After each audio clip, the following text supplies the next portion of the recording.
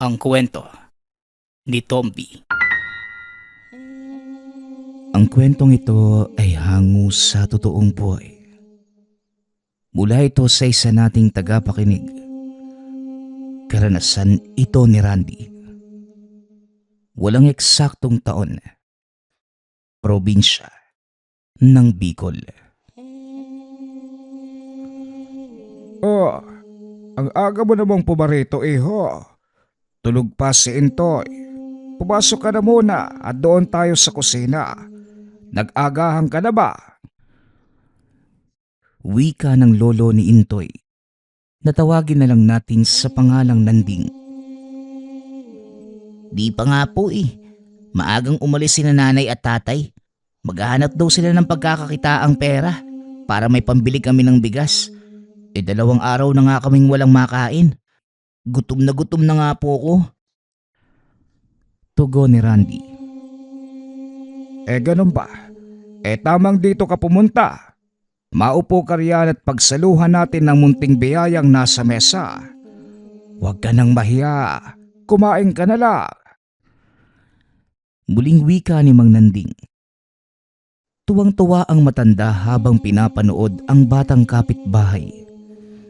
Matalik itong kaibigan ng apong si Intoy.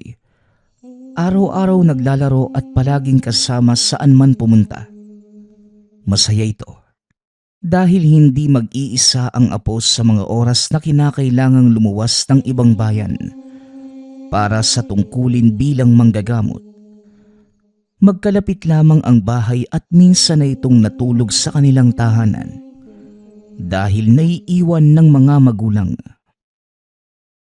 Aba, talagang nagutom ka nga ah. Kung sakaling walang makain sa inyo, pumarito ka kagad. Maraming pagkain dito. Hindi ka sarapan pero tama namang mapawi ang gutom. Kumain ka lang ha. Magpakabusog ka. Tawagin ko lang si Intoy. Baka gising na din yon. Anong oras na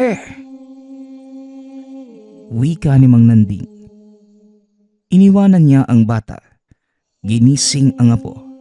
Hinayaan ang dalawa na maglaro pagkatapos mag-agahan. Inatupag na muna ang sariling gawain. Naghahanda sa muling pag-alis. Palinga muna kayong dalawa rito. Aalis ako ha. At bukas ng hapon ang balik ko. Dito ka na sa bahay matulog, Randy. Wala naman yung mga magulang mo kaya samahan mo na lang si Intoy dito. Huwag kayong mag-aaway ha. Huwag kayong lumayo. At dapat wala akong madinig na problema pagbalik ko. Sinabihan ko na si Tonyo na lutuan kayo ng pagkain.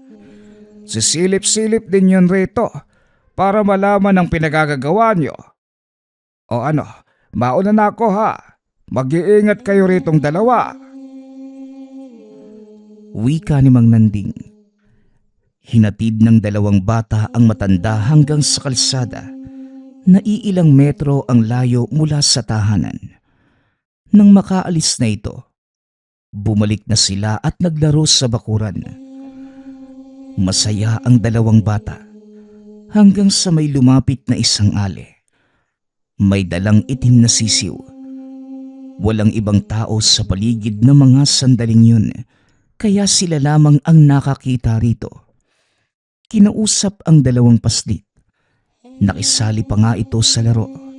Naging maayos ang pakikitungo sa isa't isa. Habang tumatagal, nagkagaanan na ng loob na pinayagang makapasok ng tahanan. Makalipas ang ilang sandali, ibinigay nito ang itim na sisiw ngunit si Intoy lamang ang tumanggap. Intoy, ang sabi ni Lolo Nanding, huwag tayong tatanggap ng kahit ano mula sa ibang tao.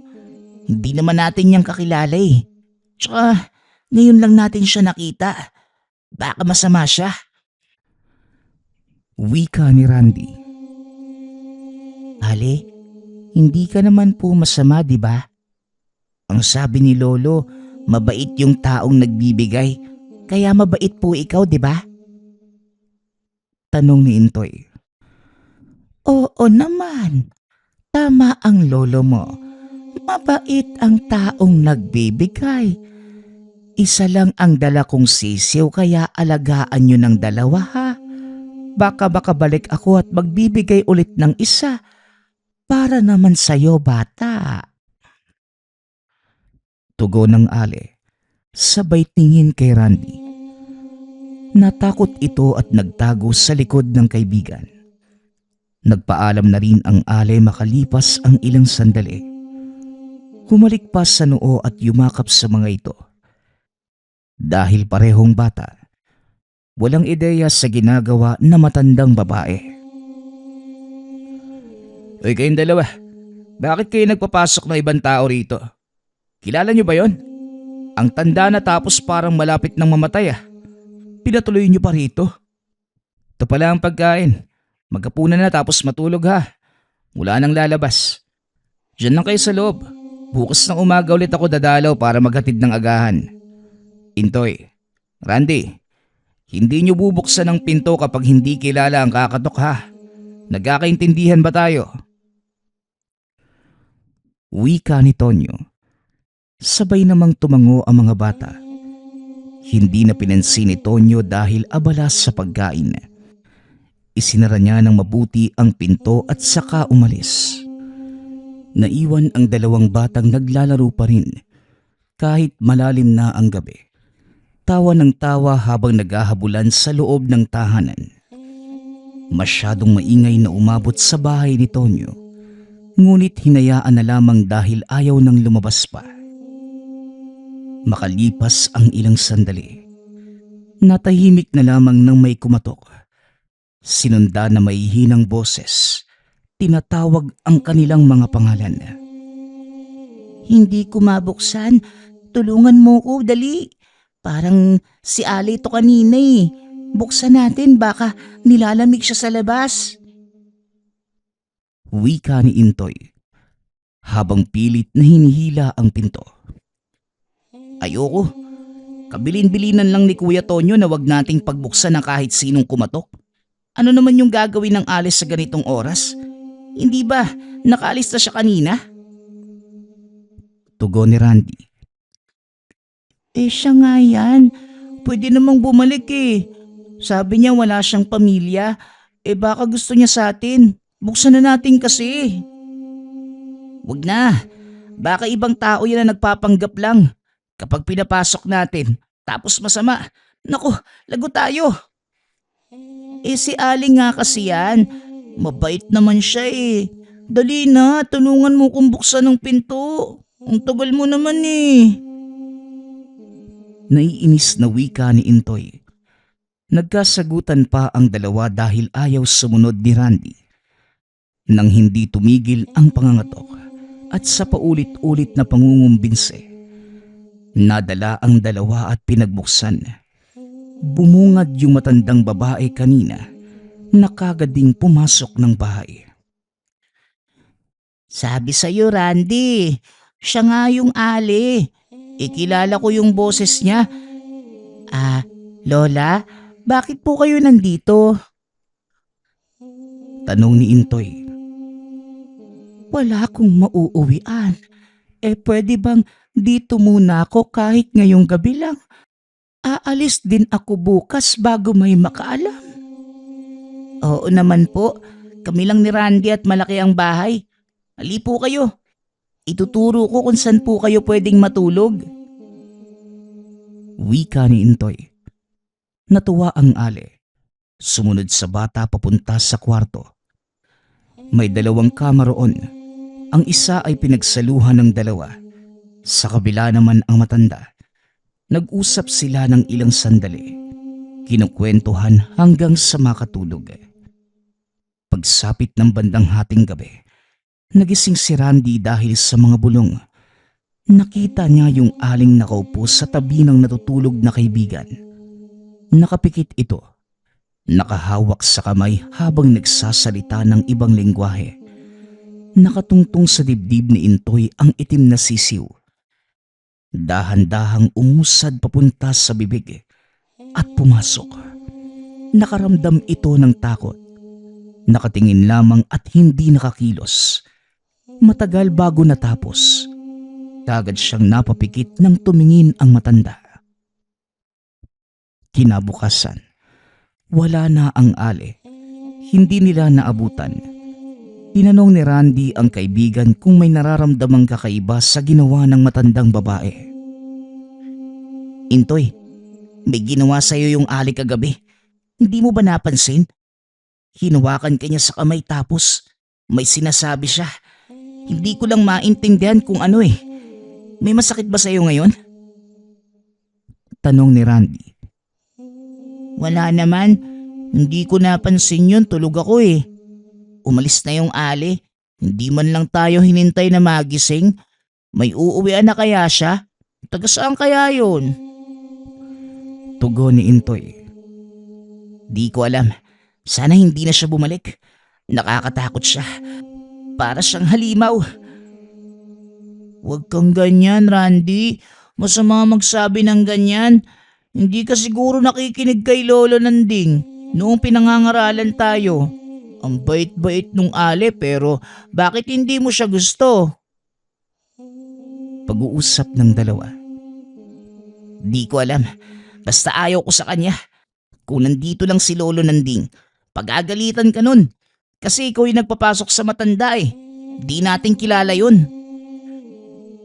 Matandang babae na yun eh. Kung ayaw mo sa kanya, bahala ka. Para sa akin, mabait siya. Binigyan pa nga niya ako ng sisiw. Teka, tignan ko nga sa kulungan. Wala na sa kulungan yung sisiw. Nasa loob ng bibig mo. Pumasok yung kagabi. Napakunot ang noo ni Intoy. Nagtataka sa sinabi ng kaibigan. Anong sinasabi mo? Anong pumasok sa bibig ko? Ikaw kung ano-ano yung pinagsasasabi mo ha? Nagugutom ka ba o masakit yung ulo mo? Totoo nga, Intoy. Pumasok sa bibig mo yung sisiw kagabi habang tulog ka. Sa tingin ko, inutusan yun ng Ali. Hindi. Baka winala mo tapos gumagawa ka lang ng kwento para hindi ako magalit sa'yo. Umamin ka, masamang magsinungaling. Hindi ako nagsisinungaling. Totoo ang sinabi ko. Kinain mo mismo yung sisiw habang tulog ka. Hoy kayong dalawa, lumapit nga kayo rito. Nasira yung itaas ng pinto ah. Natanggal ang pako na hinarang ko. May pumasok ba sa bahay kagabi? Magsabi kayo ng totoo. Tanong ni Tonyo. Matagal bago nakasagot ang dalawa sa takot na mapagalitan. Naku, lagot talaga kayo sa lolo nyo. Kabilin-bilinan pa naman niya na huwag magpapapasok ng hindi kilala.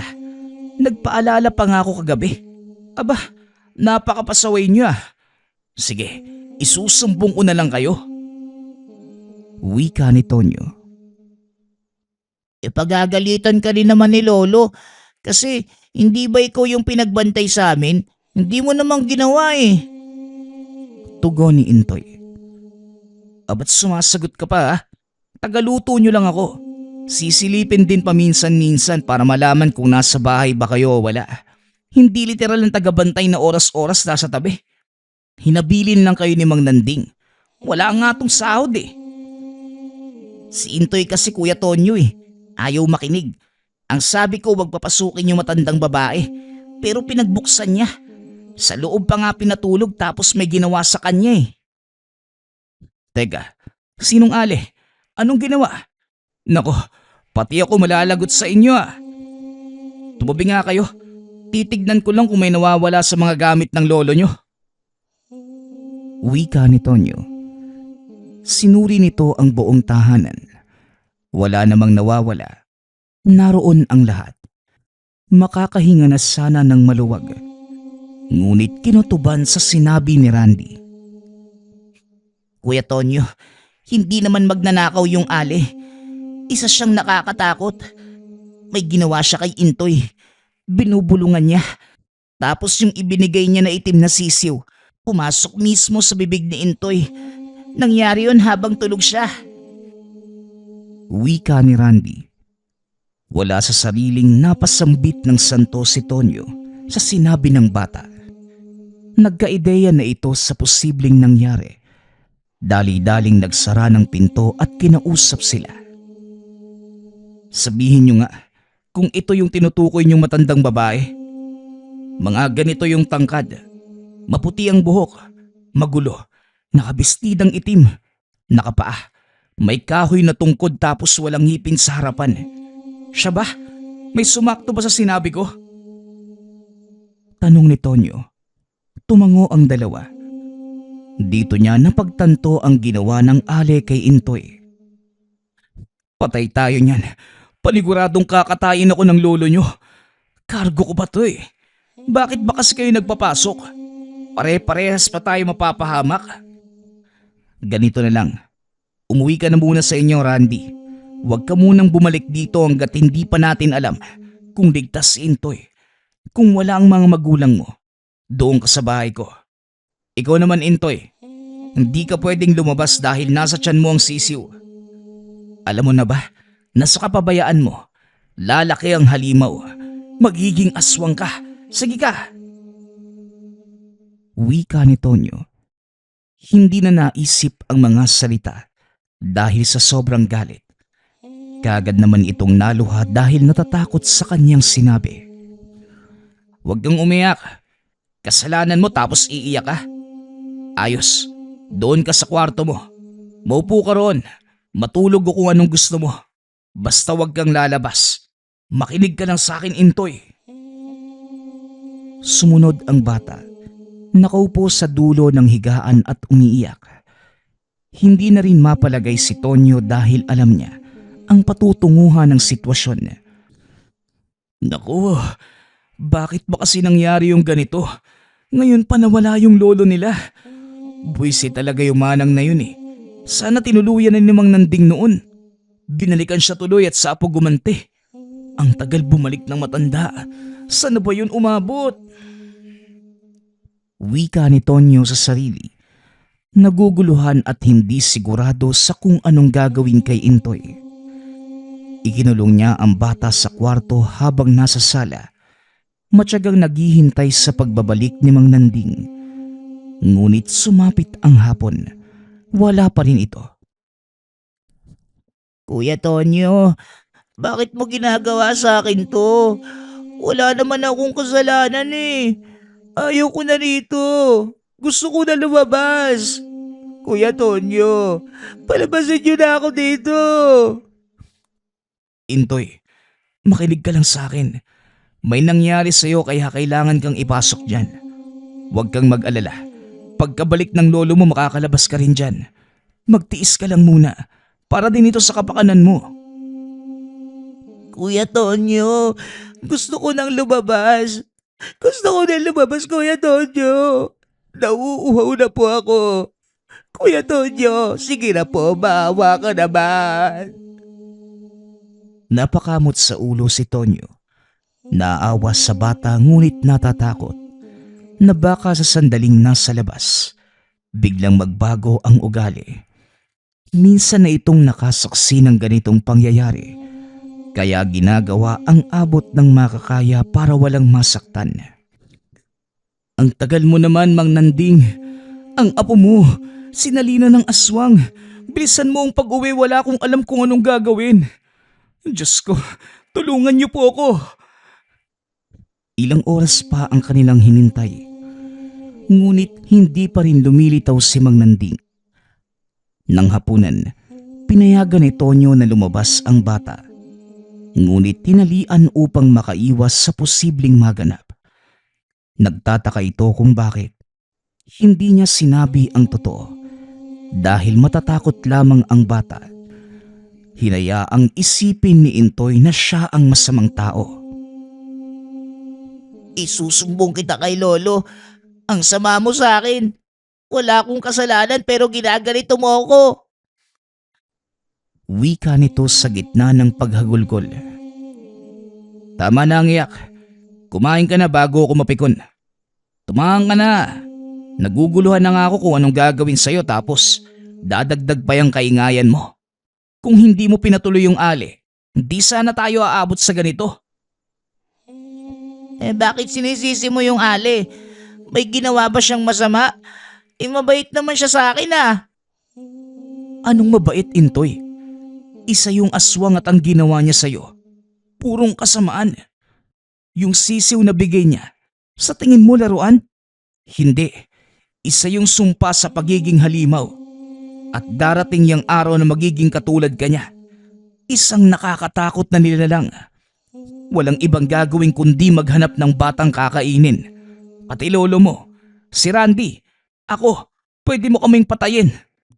Tapos yung dugo at namang loob namin, kakainin mo. Magiging kagaya ka niya. Kasi pasaway kang bata eh. Mas lalong umiyak si Intoy. Napabuntong hininga na lamang at binigyan ito ng pamunas ng luha. Silita na tumahan ngunit iyak pa rin ang iyak. O sige, mag-ingay ka pa para kung madinig ka ng aling yon, babalik dito at kukuhanin ka na. Gusto mo yon?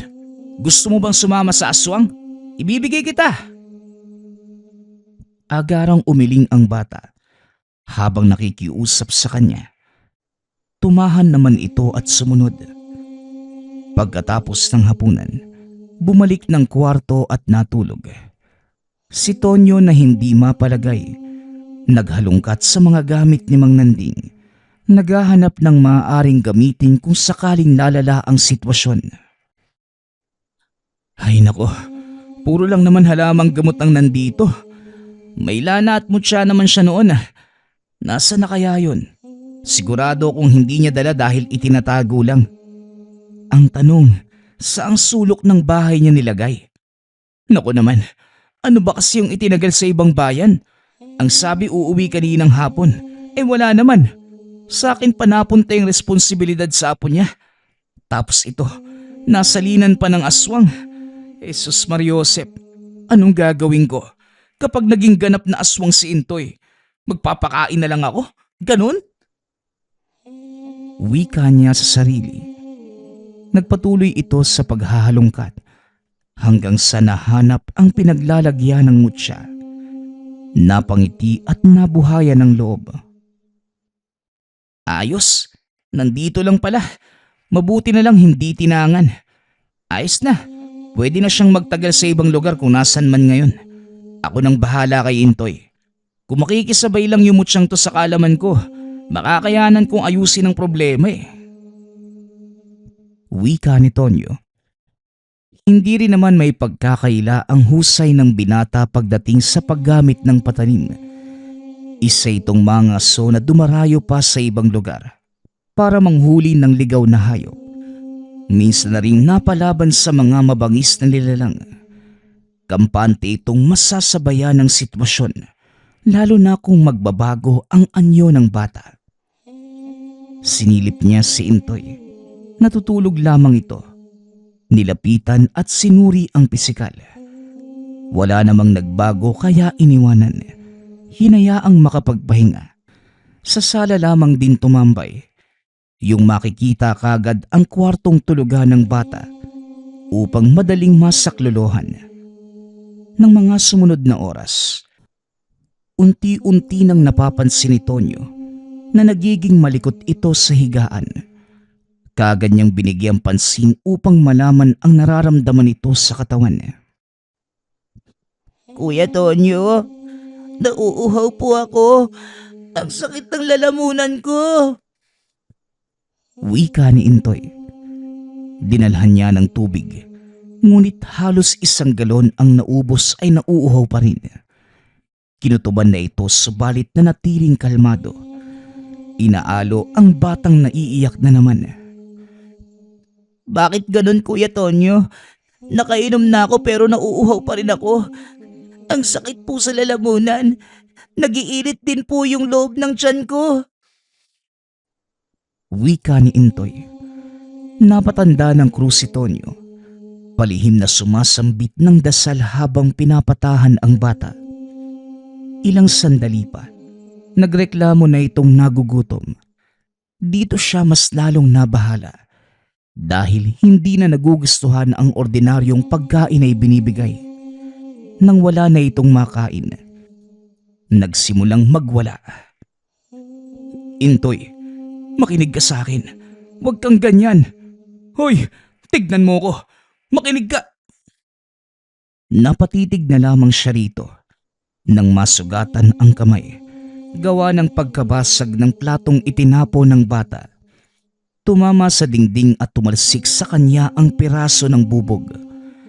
Nang umagos ang dugo, nakita niya kung paano ito tumingin. Dali-daling pinigilan ng tinangkang lumapit. Iginapos at muling ikinulong sa kwarto. Muntikan ako dun, Intoy ah. Pambihira. Ang bilis ng epekto. Isang araw pa lang yung lumipas pero makikita ang kagad ng sintomas. Anong uri ng aswang ba yung sumalin sa kanya? Mananding, kung nasan ka man ngayon, umuwi ka na. Kinakailangan ka ng apo mo. Wika ni Tonyo habang nakikinig sa daing ng bata. Nakikiusap itong lumabas dahil nagugutom at nauuhaw. Dali-dali itong naghalungkat sa mga gamit ng manggagamot. Sa ikalawang pagkakataon, naghahanap ng pwedeng pampakalma sa bata. Naiinis din pagkalipas ng ilang sandali dahil puro halamang gamot at ugat ang naroroon. Paano ba to? Limitado lang ang kaalaman ko rito. Itong mutya, saka lang kung may sagupaan kalaban ng aswang. Tapos, sinasabi ko na nga ba may kulang pa rin eh. Diyos ko, pakihatid si Mang Nanding dahil hindi ko na alam. Wika ni Tonyo. Naguguluhan na ito sa mga nangyayari. Patuloy pa rin sa pagdaing si Intoy. Palakad-lakad na lamang sa loob ng bahay si Tonyo at natataranta. Nagkakalampagan na sa loob ng kwarto. Nagwawala ang bata. Nakailang silip na siya roon at nakitang nag-iiba na ang ugali. Habang tumatagal, nadadagdagan ng kaba at mas lalong naguguluhan sa kung ano ang gagawin. Nang mga sumunod na sandali, naagaw ang kanyang atensyon sa kaluskos sa labas. Dali-dali itong tumingin. Ganun na lamang ang galit pagkakita sa matandang babae. Lumabas siya at hinabol ito. Hindi tinantanan hanggang sa mahuli. Nangihina na ang matanda kung kaya't hindi na makalaban. Pinagsusuntok ito ni Tonyo. Pinaghahampas ng madampot na sanga. Pinukpok pa ng napulot na bato. Umandusay na lamang ito pagkatapos. Kasalanan mo to eh. Walang hiya ka. Ang bata pa talaga ang naisipan mong pasahan. Gumaganti ka ba kay Mananding sa ginawa niya dati sa'yo? Napatingin ang Ales sa kanya. Nakatitig. Tila hindi alam ang sinasabi. Nakalimutan mo na? Kung sa bagay, matanda ka na. Noong nakaraang taon, ikaw yung aswang na napadayo sa kabilang lugar kung saan kami nakikipesta. Wala kang takot na bumiktima sa isang bata. Tinugis ka namin pero nakatakas ka. Sumadya ka ba rito para doon? Nang madinig ito na matandang babae, dito napagtanto ng Ale ang katauhan ng batang sinalinan. Napangiti ito ng nakakaloko. Hindi ko akalain na darating ang araw na makakaganti ako sa ginawa ng taong yon. Ang tagal gumaling ng sugat na ibinigay niya sa akin. Apo pala ng matanda ang bata. Hindi ko alam yan. Ang sakin lang, gusto kong maghanap ng mapapasahan. Saktong nakita ko ang dalawang paslit. Hindi ko nakasa... Hindi nito na ituloy ang sasabihin ng pagsusuntukin ni Tonyo. Inilabas ang lahat ng galit hanggang sa mapatay ang matanda. Bumulagta itong wala ng buhay. Matagal bago nakabalik sa ulirat. Sa takot na may makakita ng bangkay, dinala sa lansangan. Hinayaang isipin ng lahat na isa lamang itong matandang pulube na namatay dahil sa hirap ng sitwasyon. Nang sumunod na araw, tinutukan ni Tonyo si Intoy. Mas lumalala ang sitwasyon. Nagiging magagalitin. Gustong lumabas. Nagwawala. Silang dalawa ni Randy ang sumama sa bahay. Naisipang humingi ng tulong ngunit natatakot na baka pag-isipan ng masama ang bata. Hindi rin makaalis dahil nababahala sa kalagayan, kaya hindi maiwan-iwan. Ang sabi ko kasi sa kanya, huwag tatanggapin yung ibinigay ng Ali. Pero hindi siya sumunod eh.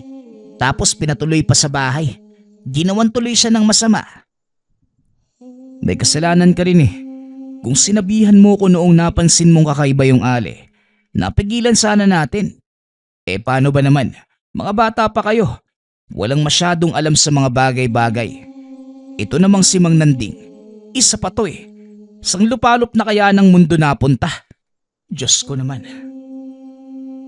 Saktong natapos ang pagsasalita, nadinig nila ang boses na matanda. Dali-dali silang sumalubong at magkasabay na nagsumbong. Naguguluhan ito.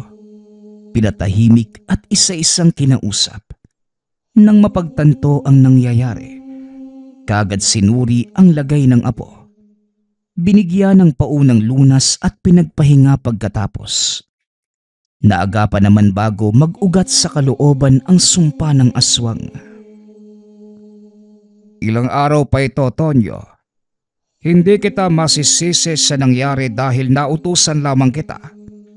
Huwag mong isipin na kargo ng iyong konsensya ito. Kasalanan ko rin. Hinayaan ko kasing maiwanan sa mahabang panahon ng bata. Nalasing kasi ako. Tapos napasarap yung usapan sa kaanak na matagal na ring hindi nakita. Maraming salamat ha. Nanatili ka sa tabi ng mga bata at hindi sila pinabayaan. Alam mo, Mang Nanding, naiinis ako sa'yo. Aaminin ko. 8 anyos pa yung si Intoy. Hindi pa gaanong hulmado yung isip sa mga bagay-bagay. Alam kong nasanay kang iwanan siya dahil makailang ulit mo nang ginawa yun. Pero ayos naman pag-uwi. Pero hindi sa lahat ng pagkakataon ganun eh. Kagaya ng nangyari ngayon. Yun na nga, Tonyo. Kaya nga maraming salamat talaga sa'yo. Hindi mo siya pinabayaan. Siya nga pala. Nasa na yung matanda? Sigurado ka bang patay na talaga? Opo, hindi ko na nilibing kasi natataranta ako eh. Dinala ko sa lansangan. At nang may makapansin, kagad namang inaksyonan ng mga otoridad. Sigurado akong natuluyan na yun. Kasi naisalin kay Into yung sumpa niya sa pamamagitan ng sisiw eh. Tapos hinang-hina na siya. Ni hindi nga nakalaban eh. Mas lalong nanghina noong tinapatan ko ng mutya. Kinuha ko pala. Hinahanap ko kasi alam kong kailangan. Binalik ko naman doon sa lagayan nyo. Ayos lang. Ginamit mo naman sa tama. O siya, pwede ka nang umuwi, Tonyo. Ako nang bahala kay Intoy. Nailabas na niya ang sumpa. Bubuti rin ang lagay niya sa mga susunod na araw. Wika ni Mang Nanding. Nagpaalam si Tonyo. Dinala ang batang si Randy sa pag-alis na tahimik lamang na nakikinig. Hinayaan nilang si Mang Nanding ang umasikaso sa apo dahil higit itong may alam sa gawain. Magmula ng araw na yon, nagtanda na ang mga bata. Napilitang maintindihan ang kahulugan ng hindi pakikinig sa bili ng nakakatanda. Buhat sa nangyari, kagad na itong lumalayo sa tuwing may taong lalapit na hindi kakilala. Nagsilbi itong malaking aral kay Randy at kay Intoy. Ang susunod nating kwento ay mula sa isa nating tagapakinig. Taong 1993, probinsya ng Iloilo. Isang kahig, isang tuka ang pamilya ni Elsie. Pagpadiyak ng pedicab ang tanging kabuhayan ng ama, habang ang ina naman ay paglalabandera. Halos pinagkakasya lang ng mga magulang ang kinikita sa araw-araw. 3 silang magkakapatid. Si Elsie ang panganay. Ang tanging libangan ng mga ito sa tuwing walang pasok, makinood ng TV sa kapitbahay. Masaya na sila kahit man lamang makasilip ng palabas sa kapitbahay o sa tiyahin. Pwede ba? Bago kayo makinood, magsiligo muna kayo. Ang babaho niya. Tsaka sa susunod na manonood kayo, maniningil na ako ha. Sa panahon ngayon, wala nang libre. Tsaka ayaw ko ng mga pulubi sa bahay ko. Ay nako, umandar na naman yung kasamaan ng ugali mo. Ni hindi ka na naawa sa mga pamangkin mo. Mga bata pa yan. Itaga mo sa bato. May magandang bukas sa mga yan. Anak, sige na't umupo kayo doon sa sofa. Pangit ang nakatayo sa tapat ng pinto. Wala namang buntis sa tahanan. Hindi maganda lalo na't gabi na. Pasensya na po kayo ha, kung nakakastorbo po ako. Ang ganda lang po kasi ng palabas eh. Hayaan mo po tiya, hindi na po ako makikinood. Maraming salamat na lang po Tio Berto. Pagkatapos magsalita, dali-daling tumalikod sa Elsie. Masama ang loob niya sa sinabi ng tiyahin. Kapatid ito ng ina. Ngunit iba talaga ang pakikitungo sa kanila dahil mahirap lamang sila. Sa paningin niya sa tiyahin, para itong bruha kapag nagsasalita ay lumalaki pa ang mga mata. Nang makauwi sa tahanan ay nakasimangot itong pumasok sa pinto. Nang mga oras na yon ay abala ang ina sa pagayos ng lamesa para makapaghapunan na sila. Tinulungan niya ito sa paghahanda. Hindi man maganda ang pakiramdam ay pinili niyang ayusin ang sarili para hindi na din makapagdulot ng kung anong gulo. Lalo pat ayaw ng ina na ganon ang pakikitungo sa kanila ng tiyahin. Pero kahit anong tago ng dalaga sa nararamdaman, napansin pa rin ito ng ina. Anak, may problema ka ba? Hindi na maipintay ang pagmumukha mo. Si Annalyn na naman ba? Hayaan mo anak, may araw din niyang mata pobreng yan. Siya nga pala, may binilin si Mrs. Joy. Kaya mo daw ba siyang tulungan pansamantala? Nasabi ko kasi sa kanya na naghahanap ka na mapapasukan ng panggastos dahil bakasyon ngayon. Sayang naman anak at mabait na incheck yon. Alam mo naman laging ako ang hinahanap niya kung may ipapalabada. Sige hunay. Pero hindi pa po kasi ako tapos eh. Alam mo namang hindi din ako matalino. Sana po hindi mahirap no? Anong trabaho po ba? Assistant po? Baka po taga-benta ng mga sapatos ang kailangan niya ha? Di ba po negosyante yun? Ano ba yung naririnig ko sa inyong dalawa anak? Hindi naman nagbebenta ng sapatos si Mrs. Choi. Madami yung mga negosyo. Baka kinulang lang ng tao. Di ba Weng? Tsaka anak, kung ano man ang trabahong ibibigay sa'yo, lagi mong isiping maging tapat ha. Kahit mahirap tayo, yun lang ang mapagmamalaki natin. Kagaya ng nanay mo. Gusto ng mga amo dahil hindi lang masipag, kundi dahil hindi sinungaling. Ay sas, sige na't maupo na kayong dalawa. Rodel at Abel, kakain na. Sige na tumupo ka na anak. Elsie, magpasalamat muna bago kumain ha. Ikaw na ang manguna anak. Gaano man kahirap ang buhay ay hindi ito naging hadlang upang magpasalamat sila sa Panginoon. Marami mang nararanasang hirap ay normal lamang ito sa kanila. Yun ang dahilan upang magsikap pa sila lalo sa buhay. Kinaumagahan, maaga pa lamang ay dinala na ng ina si Elsie sa pagtatrabahuhan. Naging maayos naman ang pagtanggap ng amo. Binigyan ito ng mga kakailanganin upang mapag-aralan. Ayon sa amo, mas gusto niya ang matapat at masipag kahit hindi nakapagtapos. Basta may determinasyong matuto. Ilang araw ang lumipas, naging maayos naman ang lahat. Maging ang tadhana ay umayon kay Elsie. Dahil sa pinakitang kasipagan sa pagtatrabaho. Tinulungan siya ng among makapagtapos ng kolehiyo sa gustong kurso. Lumipas pa ang maraming taon. Naging daan ang tulong ni Mrs. Choi upang maayos ang buhay ng pamilya ni Elsie.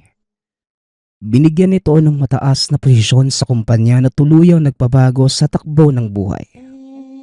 Laking pasasalamat ng mga magulang noong makabili sila ng lupa't bahay. Hindi kalayuan sa lumang tahanan. Nakabili din ito ng sasakyang ginagamit ni Elsie sa tuwing papasok sa trabaho.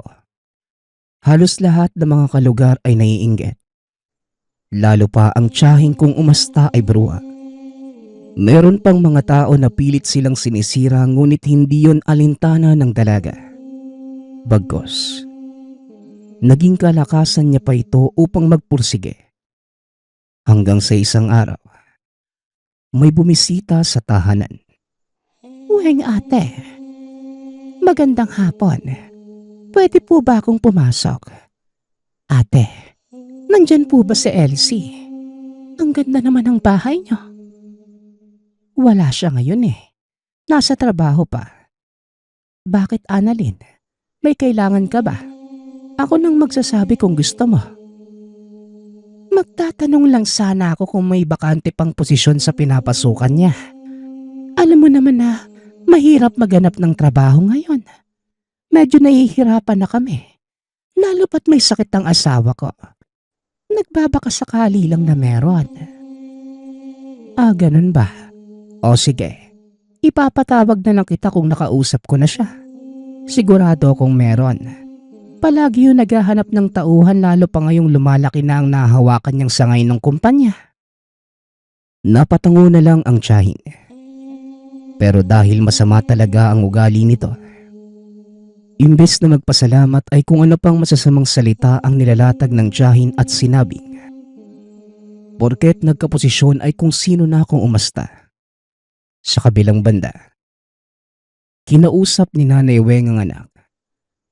Ayon dito, kahit ano paman ang nagawa sa kanila, hindi dapat yon maging rason para hindi na tumulong lalo pat pamilya din nila itong maituturing.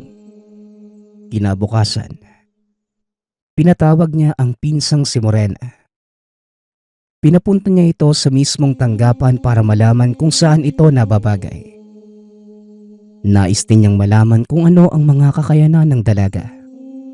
Nay, sabihan mo na lang po na hanapin ang opisina ko ha. Sa harap ka mo ng butika. Tsaka padalhin mo na lang po ng mga kakailanganin sa pag-a-apply. Ako na po ang bahala. Anak, kung isabay mo na lang kaya, total dadaan ka naman sa kanto nila. Para na din makausap mo ang tiyahin mo. Anak, alam kong may galit dyan sa puso mo. Pero sana hindi yan maging basihan para hindi ka tumulong. Nay, hindi po pwede. Gusto ko din pong malaman kung desidido silang mamasukan. Tsaka, alam niyo naman po ang oras ng pasok ko. Matagal na panahon na ho yun. Wala na po yun sa akin. Siya nga pala. Ano nga po pala yung sakit ni Tio Berto? Sa isip-isip ng dalaga, kung sino pa ang mabuti ay siya pang nagkakasakit. Sandaling katahimikan ang pumagitna sa magina. Mag-aalas 6 ng umaga, habang nasa kusina ang mag-ina at humihigop ng mainit na kape. Bigla namang dumating si Tatay Dindo galing panaderya. May dala na masamang balita na gumimbal sa magina. Ayon sa ama, sinugod sa ospital si Tio Berto. Narinig niya sa kapitbahay na tila hindi na makakaligtas pa si Tio Berto. Dahil malala na pala ang kondisyon. Hindi na ilahad ng kapitbahay kung ano nga ba ang tunay na dahilan ng pagkakasakit. Bagkus ayon sa haka-haka, nagkaroon ng kaalitan ang asawa na siya namang agarang pagkakasakit nito. Nakaramdam ng kilabot si Elsie nang marinig na tinamaan ng sumpa ang tiyuhin. Sino naman daw po ang gagawa nun? Hindi na ako nagtataka kung kay Tia Annalyn nangyari. Pero bakit sa asawa niya? Napakabait na tao nun. Ano na pupuntahan mo ba si Tia sa ospital? Siguradong kailangan nila ng karamay ngayon. Magpasama ka na lang kay Rodel. Marami pa po akong tinatapos ngayon Kaya hindi ako makakapunta. Magdala na din po kayo ng pang-alalay sa kanila. Siguradong kakailanganin nila ng tulong sa pinansyal ngayon. Kami na ang bahala ng nanay mo, anak. May pasok yung kapatid mo. Tsaka mahirap na't delikado mga ganitong usapin. Hanggat maaari, wag na muna tayong lumapit sa kanila. Pwede naman siguro tayong tumulong kahit hindi tayo dumikit. Tama ang tatay mo, anak. Sa ganitong usapin, wag na muna tayong manghialam. Kami na muna ang pupunta doon at hindi natin alam kung sino ang nakaalita nila. Mahirap na. Ilang sandali pa. Dali-dali nang umalis si Elsie.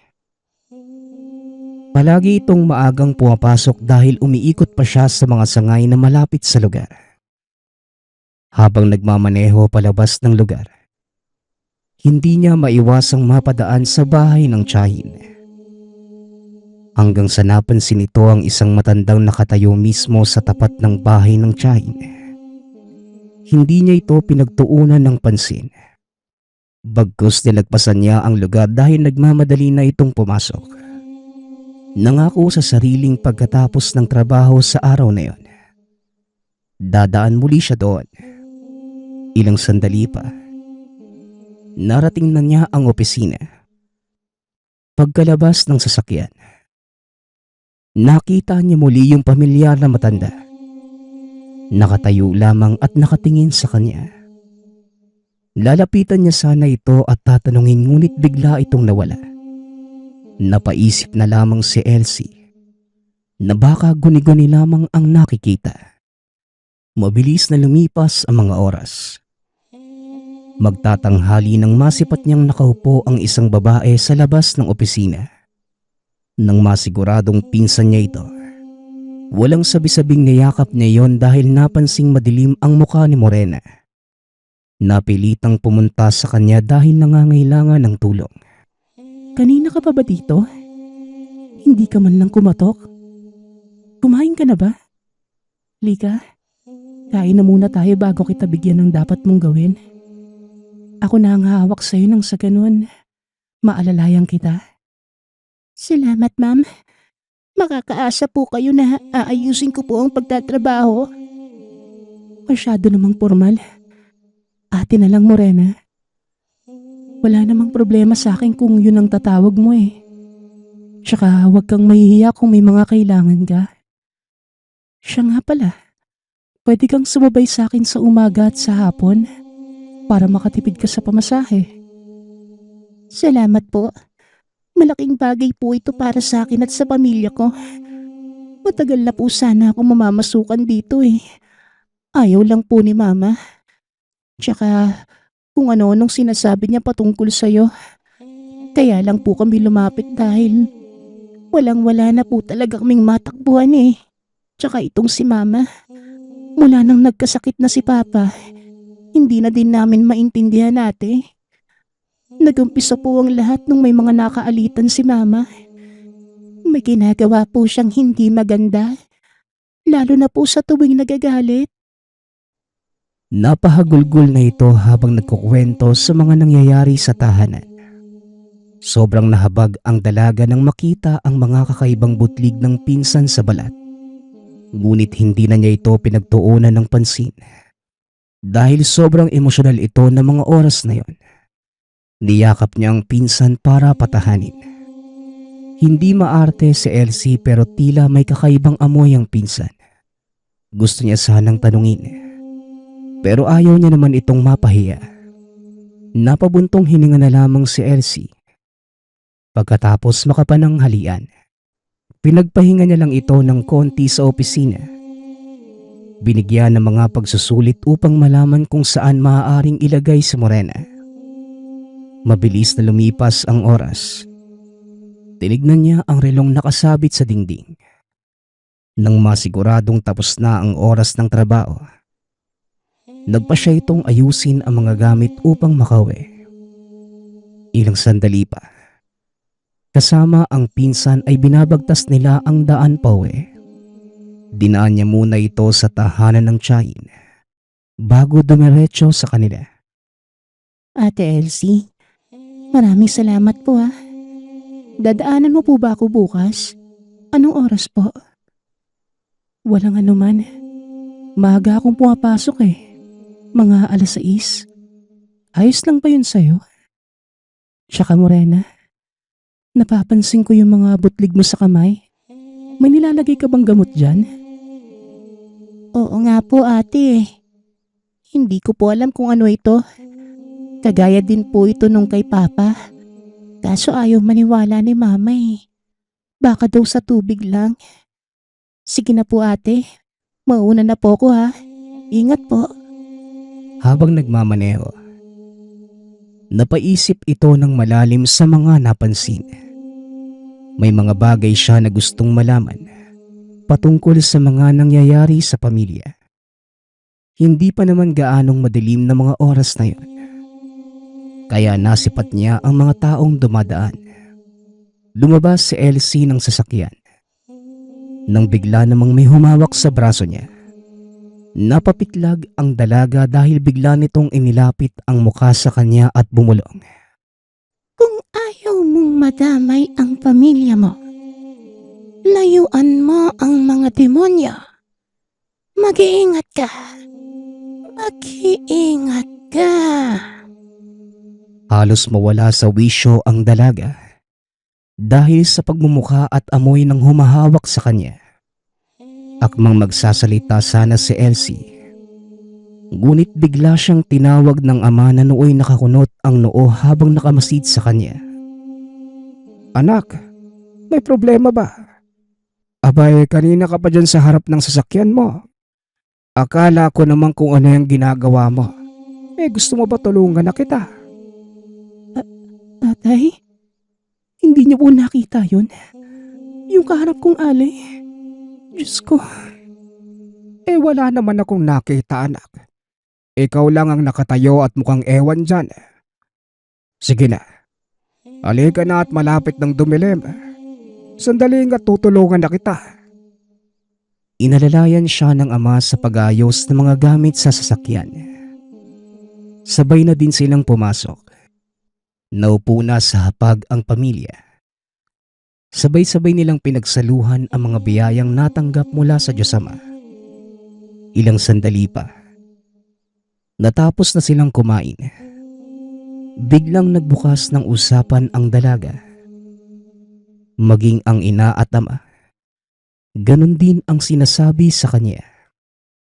Naikwento ng dalaga ang mga nakita at napansin sa tahanan ng tiyahin. Maging ang mga naranasan.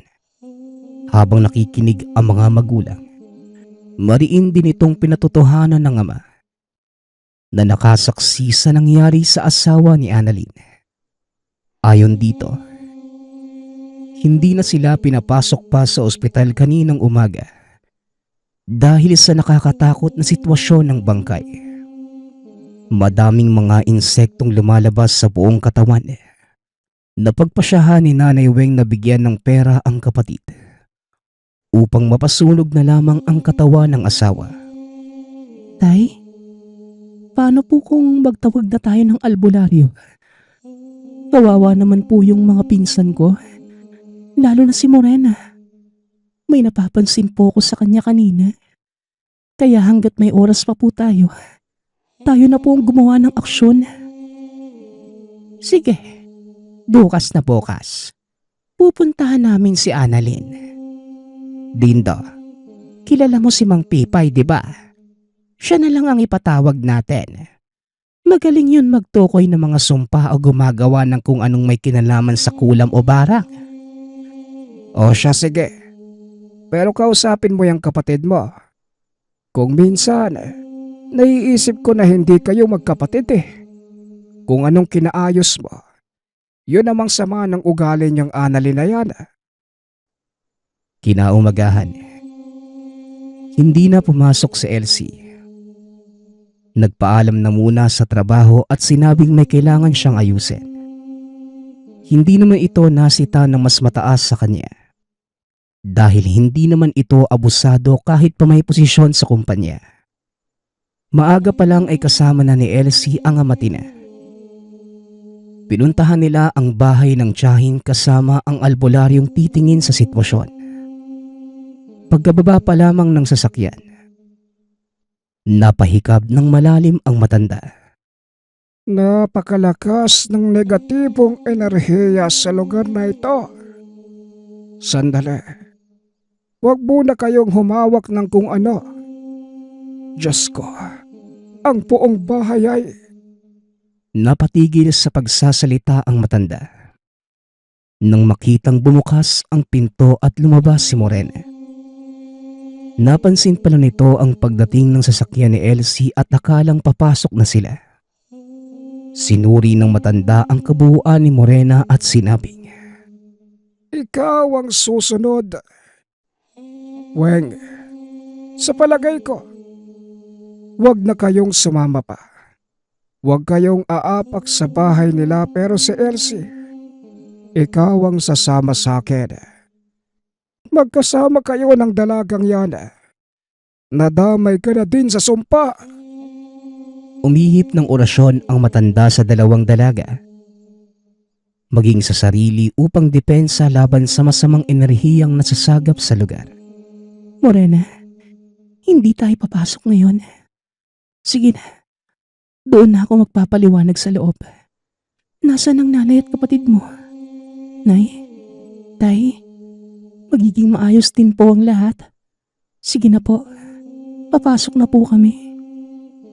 Nanguna si Mang Pipay sa pagpasok. Habang may kung anong orasyong pinapakawalan sa hangin. Nanatili naman ang dalawa sa likuran at kabado sa mga nangyayari. Ilang sandali pa. Bungad sa kanila ang mga kandilang nakatirik sa harap ng itim na rebulto. Hinanap ng matanda ang ina ng dalaga. Ayon dito, mula nang mamatay ang ama kahapon ay hindi na nila makilala ang ina. At kung ano-ano ang pinaggagawa nito. Ilang sandali lang ay pinuntahan nila ang silid ni Annalyn. Nanlaki ang mga mata nito nang makita si Mang Pipay. Anong ginagawa niyo dito? Ikaw matanda, anong kailangan mo? Papatayin mo din ba ako? Sige na, patayin mo na ako ngayon. Nang matapos na ang impyernong buhay na ito. Umahagulgol pa ito at biglang niyakap ng anak. Alam ko ang ginagawa mo.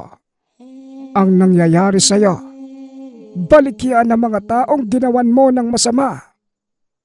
Nakakaawa ang mga anak mo, Annalyn. Dadanasin nila ang dinanas ng tatay nila. Dahil sa mga pagkakamaling ginawa mo. Patawad. Hindi ko na alam ang ginagawa ko. Pakiusap. Iligtas mo na ang mga anak ko. Kahit ako na lang. Huwag na ang mga anak ko. Hindi ko maipapangako. Pero sige na. Tumahang ka na at tulungan ang sarili mo. Kalasin mo ang lahat ng ginawa mong orasyon sa mga taong yon. Aalalayan kita. Pagsasagawa tayo ng ritual pangkalas sa lahat ng tinanim mo. Ilang sandali pa ay gumawa ng isang malaking bilog ang matanda. Bilog na gawa sa mga tinirik na kandila. Pinapasok at pinadipa ang mga dalaga kasama si Annalyn. Habang nag-oorasyon ng matanda. Hindi nito maiwasang mapasigaw dahil maging siya ay nagtatamo ng kung anong parusa laban sa kabila.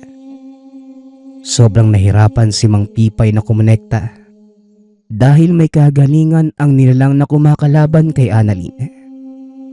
Ilang minuto pa ang nakalipas. Biglang may kung anong mga usok na nanggagaling sa buhok ng mga dalaga. Nakasalukuyang nakadipa sa loob ng bilog.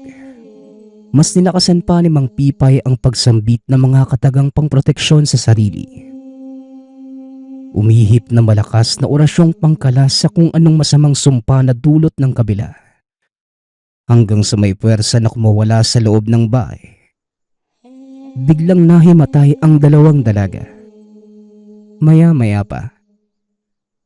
Tumila ang tensyon sa loob ng bahay at isa-isang hinipa ni Mang Pipay ang itim na rebulto na ginawang dasala ni Annalyn. Hanggang sa nagising na ang dalawa na tila walang nangyari. Sa tagpong yon, Humagulgol si Annalyn habang humihingi ng patawad. Hindi niya alam kung anong mangyayari pagkatapos ng lahat. Payo ko lang sa inyo, hanggat mainit ang kalaban, lumayo na muna kayo. Hindi ako nakakasigurado kung tiyak ba ang ginawa nating orasyon para patawarin kayo ng mga ginawa ng kasalanan ni Annalyn. Pero sa ngayon, ang tanging maibibigay ko lamang ay orasyon pang proteksyon habang sinusubukan nating makiusap muli. Sa kakalasin mo ang mga sumpang binato mo sa kanila nang sa ganon, baka sakaling pumayag sila. Ano ba kasing pumasok na demonyo sa'yo? At meron kang itim na rebulto. Hindi ko nga din po alam kung kanino yan. Tsaka galing ako kahapon sa ospital. Kinuha ang abo ng asawa ko. Naalala kong may matandang nag-abot sa akin. Akala ko naman, Diyos ko, matanda? Tia, may matanda din pong nagpapakita sa akin. Ang matanda na yon, nagawan mo ng masama, Annalyn. Binabalikan ka. Buti na lang at hindi pa gaanong malakas ang kapit na nilagay na sumpa. Kaya kung maaari, lisanin niyo muna ang lugar. Hapon na nang natapos ang panggagamot. Binigyan din ni Mang Pipay si Morena ng lunas sa mga tumutubong katikati sa balat. Nang maging maayos na ang lahat, kinausap ni Elsie na lumipat na muna ng tirahan ang mag-ina. Tinulungan niya ang pinsang madistino sa ibang lugar para makapagbagong buhay kasama ang tiyahin. Laking pasasalamat naman na mag-ina lalo na si Tia Annalyn. Dahil sa kabila ng kasamaang pinakita niya sa dalaga at sa pamilya nito ay tinulungan pa rin sila. Hindi ito nagtanim ng sama ng loob. Bagkus lahat ng mga masasakit na salitang natamo, naging motibasyon ng dalaga upang makamit ang tagumpay sa buhay. Ngunit gaano man katayog ang naabot ni Elsie, hindi pa rin ito nakakalimutan ng minsan siyang madamay sa sumpa. Nagpapasalamat nga pala ako sa lahat ng sumusuporta sa ating channel. Nawa ay patuloy niyong suportahan at pakinggan ang ating mga kwento. Hanggang sa muling pakikinig. Paalam.